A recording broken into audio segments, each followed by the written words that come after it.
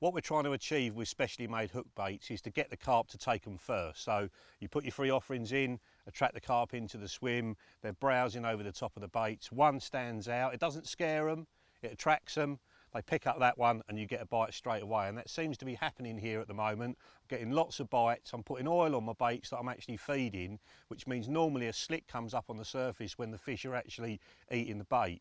But I'm getting bites before there's any slick at all, so I'm guessing this is one of the first baits to be taken. And that's the fella that's doing the business at the moment on here.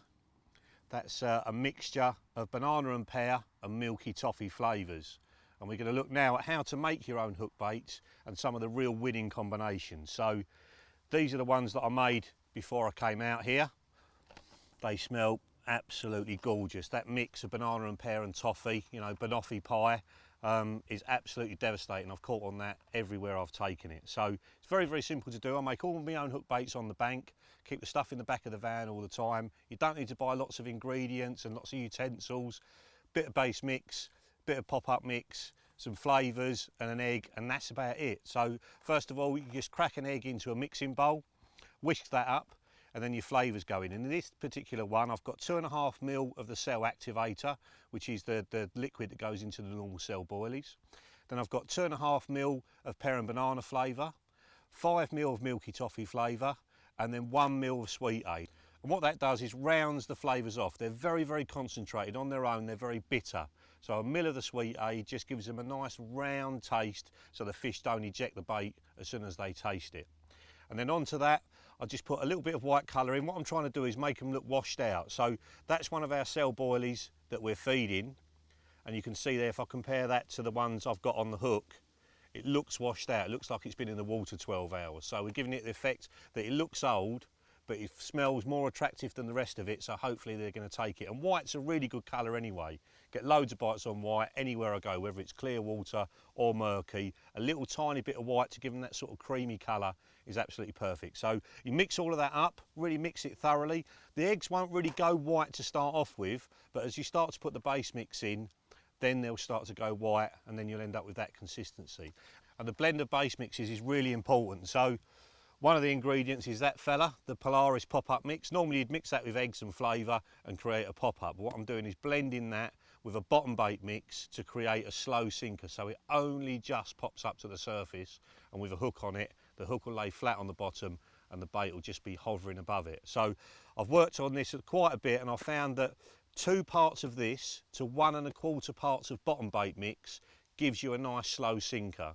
So basically mix that together in a bag and then put a load of air in the bag and then shake it up so it's thoroughly mixed.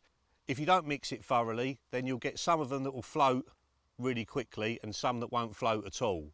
So to get it nice and consistent, give it a proper shake up and add that to your eggs and your flavour that you've already whisked up, a little bit at a time. So make it like a sloppy soup to start off with. You'll see the white colour start to go through it. Add more and more and just keep whisking it with a fork until it goes really sticky. Add more powder, and then I swap to a spoon so I can really push it into the bowl and really mix it through thoroughly. And when it won't stick to the spoon anymore, then I add a little bit more base mix and then just start kneading it with my hands to get to a nice soft dough. So it's not really tacky, but it's not crumbly, it's not breaking up. It's just like a nice soft mix. And then it's very important, if you're doing your baits outside, put it in a plastic bag and then just do the plastic bag up at the top, and that stops it drying out. This stuff can dry out very quickly in the open air, and sometimes I'll even add more water to it and then knead it back through it again just to soften it up so it rolls really well. And then obviously I'm just rolling the baits, pinching a bit off, and I find if you just wet your fingertips and pinch a little bit of mix off and then roll it, it rolls just that little bit better.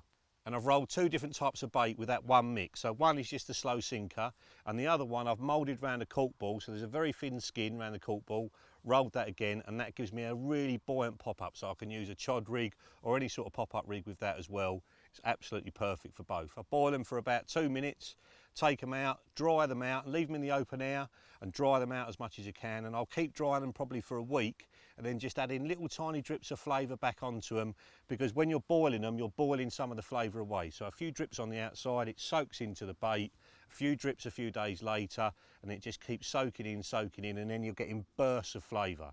So that's how to make them. Let's have a look at a couple of the others. They look like classic bonbons, but I assure you they don't taste like them. That's got squid and some fruits in it as well, plus a little bit of peachade, which is like sweet aid with a peach flavour in it as well. A little bit of white colouring and a little bit of red, gives you that lovely pink sort of washed out colour. That's an absolutely brilliant colour as well. I've found on Gigantica, the banoffee ones are doing more bites than the pink ones. So I've got all rods on banoffee now, and that's another thing worth doing. Spread them out on your different rods, see which one gets the bites, and then swap all rods to that. And then these other washed out ones as well that I've got here, again, just a tiny little bit of white colouring in there, and that's got 4 different fruits in it. Got a little tiny bit of grape, tangerine, orange and pineapple, and really it's limited by your own imagination. Put whatever you want in them, and as long as you keep to probably 5 to 10 mil per egg, it really doesn't matter what the combination is. Put tuna with a fruit and see how it works. It might be brilliant. And the more different flavours you've got bits coming out that way from the bait, you've got bits going straight up, because all the flavours will be on different bases, so each one's doing a different thing and giving you more chances to get a bite. And then the last slow sinker, this is for later in the week on Gigantica. This is when they've eaten loads and loads of boilies. This is basically the cell-based mix that you just buy out the freezer in a normal tackle shop. Comes in a little tub. And what I've done is kneaded cork dust into there. Just kneaded it in more and more and more. Kept rolling them, dropping them in the water, and they must just float.